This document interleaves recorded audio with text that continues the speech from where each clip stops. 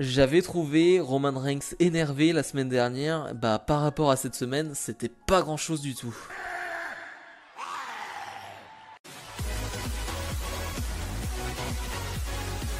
Et bonjour à tous, on se retrouve aujourd'hui pour les résultats de SmackDown du 11 juin 2021. Le show qui s'ouvre avec Jimmy Uso qui nous rappelle ce qui s'est passé la semaine dernière avec un Roman Reigns qui est intervenu dans leur combat, qui leur a coûté le match, donc une disqualification.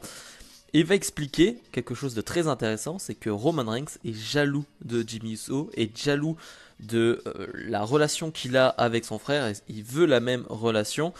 Et Jimmy Uso qui va dire que ce soir il va faire quelque chose qu'il ne va pas regretter et il va s'en aller. Donc là ça devient très intéressant. On n'a pas du tout la même histoire qu'avec Jay et Roman Reigns. Voilà, je trouve que j'avais peur du moment où on allait avoir la même chose. Voilà, avec le cousin de Roman Reigns, ils allaient refaire la même chose qu'avec Jay. Finalement non, ça part sur complètement autre chose. Alors la finalité va peut-être être la même, mais en tout cas pour le moment j'aime bien ce qui se passe avec Jimmy, Roman Reigns et Jay. Kevin Owens et Big E face à Apollo Crews et Sami Zayn. Les quatre qui tournent autour du titre intercontinental de Apollo Crews. On a un super combat, tout simplement, vraiment, à chaque fois que les 4 là, ou les 3 là, en tout cas, chaque fois que ça se confronte pour le titre intercontinental ou non, et c'est toujours très bon. Owens et Big E, alors je suis content de revoir Big E d'ailleurs, parce que Big E, on nous avait informé qu'il devait partir en feud avec Aleister Black. Je vais pas vous faire un dessin, c'est un peu compliqué sans Aleister Black. Donc c'est bien, il y a quand même quelque chose pour Big E, même si là tu sens qu'on le met un peu là comme ça. Et bref, on a un super combat avec une victoire de Owens et de Big E, forcément le tombé sur Sami Zayn. Et après le match, Apollo Crews va prendre le micro et va dire: je vais encore vous affronter la semaine prochaine, parce que là c'est de la faute de Sami Zayn. Si on a perdu, c'est pas moi qui ai pris le tombé. Donc ce sera moi et Commandant Aziz, donc son associé, face à Big E et Kevin Owens. Sami Zayn qui va vouloir parler mais qui va se prendre un coup, donc tu sens que Sami Zayn est mis de côté là pour le moment. Ça me plaît pas trop, mais bon, bref, en tout cas j'aime bien cette feud pour le titre intercontinental. Ça donne de beaux combats et je trouve ça très intéressant. Le Ding Dong Hello Show, donc, qui a pour invité Seth Rollins, et ce show qui est présenté par Bayley. Ça va être fantastique, vraiment, ce moment va être tellement drôle, tellement Seth Rollins et Bayley, en fait, j'ai envie de dire, les deux vont rigoler ensemble, vont repasser le moment de la semaine dernière avec Bayley qui met sa tête sur tous les écrans du Thunderdome. Et Seth Rollins va lui dire: ah, j'ai adoré ça, j'ai adoré comment t'as fait ce jeu d'esprit, faudra que tu m'expliques comment t'as fait. Ils vont montrer aussi l'attaque de Seth Rollins sur Cesaro et ils vont rigoler aussi. Bref, j'adore. C'était vraiment les deux heels de SmackDown qui sont hyper contents de leur boulot et qui sont contents. Voilà, ils sont juste heureux. Finalement, quelqu'un va sonner à la porte et c'est Cesaro qui va frapper Seth Rollins, qui va un peu humilier Seth Rollins, qui va se retrouver en caleçon. Et Bayley qui va qui va se retrouver confronté à Bianca Belair qui va juste rigoler à la manière d'une Bayley. J'ai trouvé ça cool, vraiment j'ai trouvé tout le segment cool.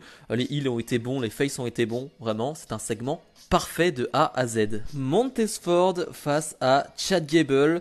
Il y a une petite feud en ce moment qui se passe entre Otis et Gable et les Street Profits. Donc on a ce combat qui est excellent. Alors je suis un peu deg de la fin, voilà, j'en reparlerai.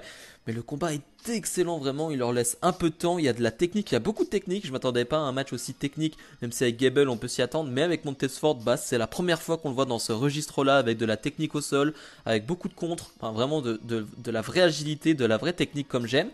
Et donc c'est vraiment très intéressant, et j'avoue que j'aurais bien pris 5-10 minutes en plus, mais bon bref, ça reste quand même un match pour une feud assez mineure, donc c'est assez logique. La fin de match que je ne comprends pas vraiment, avec Angelo Dawkins qui va se faire attaquer en backstage par Otis qui a rasé sa barbe. On dirait qu'il a 12 ans, voilà, on dirait moi quand je rase ma barbe, il a 12 ans. Et finalement, Montesford va réussir à porter son splash et va, en fait, finalement, pas gagner avec ce splash, parce qu'en fait Gable va se relever et juste après Otis va attaquer. Je trouve qu'il y a un problème de timing. J'ai l'impression que Gable se relève avant du finish de Montesford et après il y a l'attaque d'Otis. Ça aurait été mieux qu'Otis attaque pendant le tombé, en fait, tout simplement, pour pas foirer le finish. Voilà, tout simplement. Otis qui va finalement s'en prendre à Montesford, qui va encore s'en prendre à Angelo Dawkins. Voilà, j'ai trouvé ça pas mal comme attaque de Otis, même si je suis un peu deg d'une fin comme ça qui est un peu pourrave, hein, on peut le dire, c'est pas terrible du tout, mais c'est une feud de basse mid-card qui peut être intéressante si elle nous donne des bons matchs comme celui qu'on a eu ce soir. Liv Morgan face à Carmella, revanche de la semaine dernière. Le match est encore moins bon que la semaine dernière, voilà, ça dure 3 minutes je crois, et Carmella va être en surdomination, et c'est pas terrible du tout. Une Carmella qui veut juste qu'on dise que c'est la plus belle femme de la WWE, pardon. Ok, super. Et une Liv Morgan qui va remporter ce combat. Oui, c'est une excellente nouvelle. En tout cas, c'est une grosse nouvelle. Liv Morgan qui gagne un combat en solo. Bah, c'est très bien, c'est très bien. Ça mènera sûrement nulle part. Mais voilà, oui, je sais, je suis déjà défaitiste et négatif. Mais voilà, en tout cas, Liv Morgan qui gagne un combat et une Carmella qui, après le combat, va demander à ce qu'on dise mais Carmella est toujours la plus belle femme du monde. Ok, d'accord, si tu veux Carmella, mais je m'en fous. Baron Corbin face à Shinsuke Nakamura. Et oui, un match qu'on a vu, revu, je sais pas combien de fois d'affilée. Ça fait un petit moment là quand même. Shinsuke Nakamura et Baron Corbin qui ne vont même pas avoir d'entrée. Alors qu'en plus, l'entrée de Shinsuke Nakamura avec Rick Boogs est vraiment très stylée. Mais ok, pas d'entrée.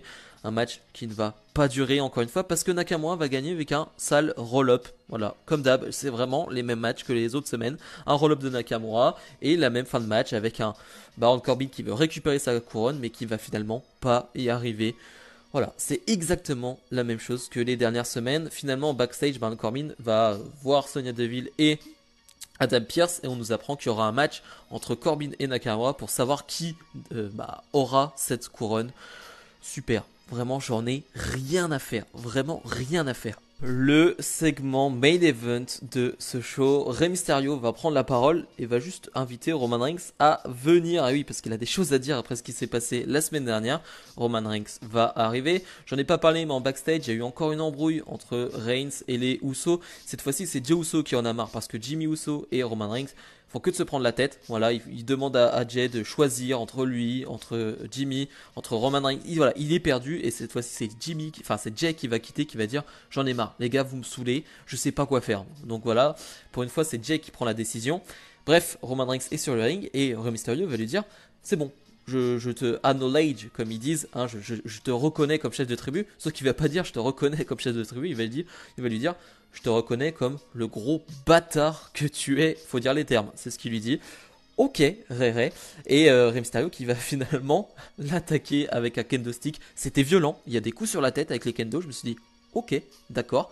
Dominique va vouloir se joindre à la fête. À la fête, c'est un gros mot parce que finalement Roman Reigns va prendre le dessus, va les détruire. La semaine dernière, il les avait détruits, mais là il va faire passer Dominique avec une powerbomb au-dessus de la troisième corde et il va retomber donc à l'extérieur du ring. Alors on ne nous le montre pas à la caméra, bien évidemment, il doit retomber sur un matelas, mais bref, on s'en fout, visuellement c'est réussi, c'est un effet visuel réussi. Et un Roman Reigns qui reste debout, un Rey Mysterio qui avait demandé un match en Hell in a Cell, dans un Hell in a Cell à Roman Reigns. On n'a pas la réponse encore pour le moment, mais je pense que ça va arriver et j'ai tellement hâte, vraiment j'ai trop hâte. J'adore cette feud, j'adore ce début de feud, j'espère que ça va durer un petit moment.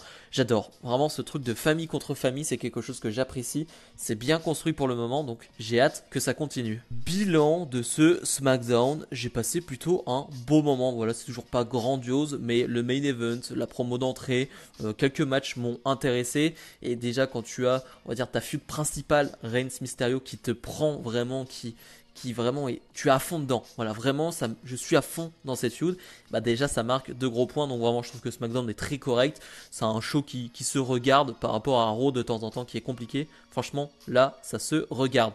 Bref, comme d'habitude, n'hésitez pas à mettre le petit pouce bleu et à vous abonner. Demain, je crois qu'il y a NXT TakeOver in Your House, donc dès lundi, vous aurez ma review. Bref, on se retrouve donc lundi. Salut.